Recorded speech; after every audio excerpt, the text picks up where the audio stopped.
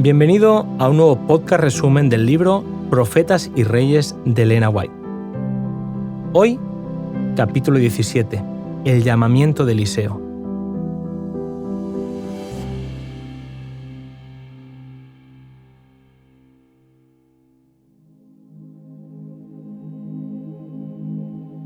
Dios ordenó a Elías que fuera en busca de Eliseo para ungirlo como profeta. Eliseo venía de una familia rica que honraba a Dios y se contaba entre las que no habían doblado su rodilla ante Baal. En la quietud de la vida en el campo, bajo la enseñanza de Dios y de la naturaleza, y gracias a la disciplina del trabajo útil, adquirió hábitos de sencillez y de obediencia a sus padres y a Dios que contribuyeron a hacerlo idóneo para el alto puesto que había de ocupar más tarde.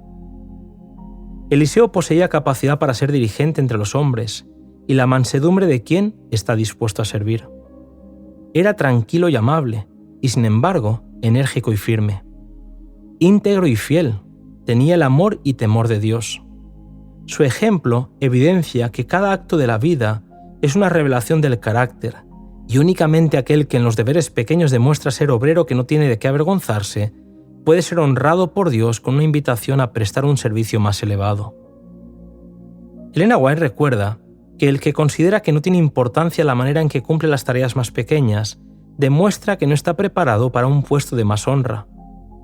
Por no estar relacionados con alguna obra directamente religiosa, muchos consideran que su vida es inútil, que nada pueden hacer para el progreso del reino de Dios. En esto se equivocan. Un hombre puede estar sirviendo activamente a Dios mientras se dedica a los deberes comunes de cada día, mientras derriba árboles, prepara la tierra o sigue al arado. La madre que educa a sus hijos para Cristo está tan ciertamente trabajando para Dios como el ministro en el púlpito.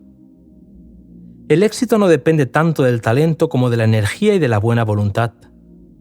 No es la posesión de talentos magníficos lo que nos habilita para prestar un servicio aceptable, sino el cumplimiento concienzudo de los deberes diarios, el espíritu contento, el interés sincero y sin afectación por el bienestar de los demás. En la suerte más humilde puede hallarse verdadera excelencia. Las tareas más comunes, realizadas con una fidelidad impregnada de amor, son hermosas a la vista de Dios. Al encontrarse con Eliseo, Elías echó sobre los hombros del joven el manto de la consagración. El Espíritu de Dios impresionó el corazón de Eliseo, que supo que Dios le estaba llamando a ser sucesor de Elías. Sabía que el llamado venía de Dios y no vaciló en obedecer. Por nada en el mundo se habría privado de la oportunidad de llegar a ser mensajero de Dios. Sin vacilación, abandonó un hogar donde se le amaba para acompañar al profeta en su vida incierta. A diferencia del joven rico que se fue triste por lo mucho que tenía, Eliseo aceptó el llamamiento a servir y no miró atrás, a los placeres y comodidades que dejaba. La invitación a ponerlo todo sobre el altar del servicio le llega a cada uno. No se nos pide a todos que sirvamos como sirvió Eliseo, ni somos todos invitados a vender cuanto tenemos, pero Dios nos pide que demos a su servicio el primer lugar en nuestra vida, que no dejemos transcurrir un día sin hacer algo que haga progresar su obra en la tierra. Él no espera de todos la misma clase de servicio. Dios acepta la ofrenda de cada uno. Lo que resulta necesario es la consagración de la vida y de todos sus intereses. Los que hagan esta consagración oirán el llamamiento celestial y le obedecerán. A cada uno de los que lleguen a participar de su gracia, el Señor indica una obra que ha de hacer en favor de los demás. Individualmente debemos levantarnos y decir: «Heme aquí, envíame a mí». Sea que uno sirva como ministro de la palabra o como médico, o como negociante o agricultor, profesional o mecánico, la responsabilidad descansa sobre él. Su obra es revelar a otros el evangelio de su salvación. Eliseo cumplió tareas sencillas como ayudante personal del profeta Elías. En las cosas pequeñas, el propósito divino se iba fortaleciendo diariamente mientras Eliseo se dedicaba a la misión que Dios le había señalado. Su vida no fue exenta de tentaciones y pruebas, pero en toda emergencia confió en Dios.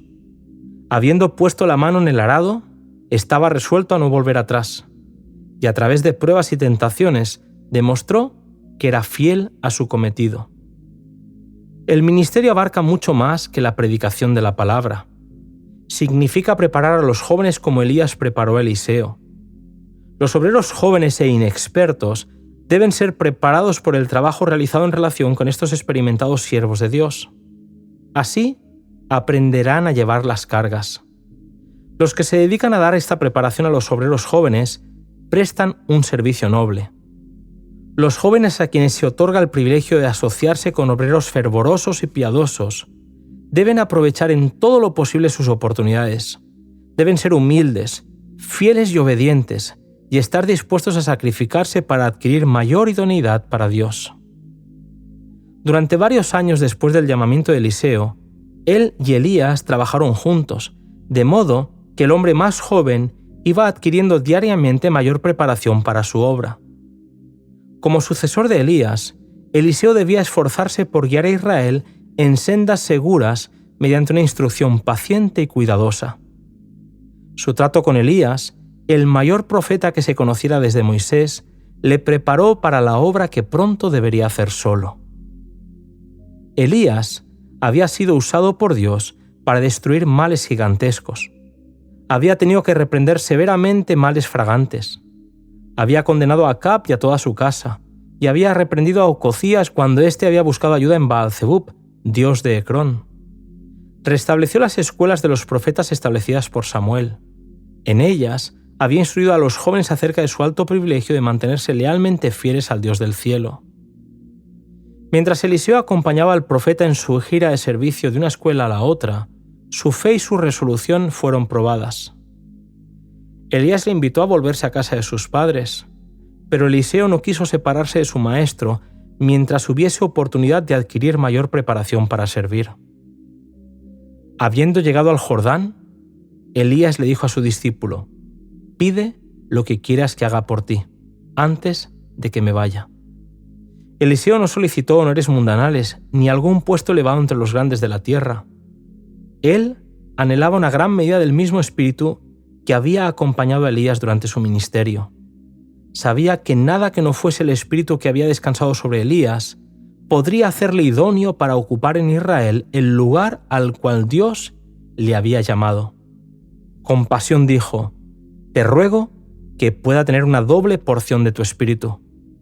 Cuando hubo hecho esta petición, un carro de fuego con caballos de fuego apartó a los dos, y Elías subió al cielo en un torbellino. Elías fue un símbolo de los santos que vivirán en la tierra en ocasión del segundo advenimiento de Cristo y que serán transformados en un abrir de ojos a la final trompeta sin pasar por la muerte. Junto a Moisés, Elías estuvo con Jesús en el monte de la Transfiguración. Los discípulos pudieron ver en miniatura una representación del reino de los redimidos. Vieron en Moisés el representante de los que serán resucitados cuando Cristo venga. En Elías vieron a aquellos que al final de la historia de esta tierra serán cambiados de seres mortales a inmortales, siendo trasladados al cielo sin pasar por la muerte. El que había rogado morir en el desierto tuvo el privilegio de no pasar por la muerte. Eliseo lo despidió con tristeza, y al volver a cruzar el Jordán, el mismo espíritu que había acompañado a Elías descendió sobre él. De entonces en adelante, Eliseo ocupó el lugar de Elías. El que había sido fiel en lo poco, iba a demostrarse también fiel en lo mucho.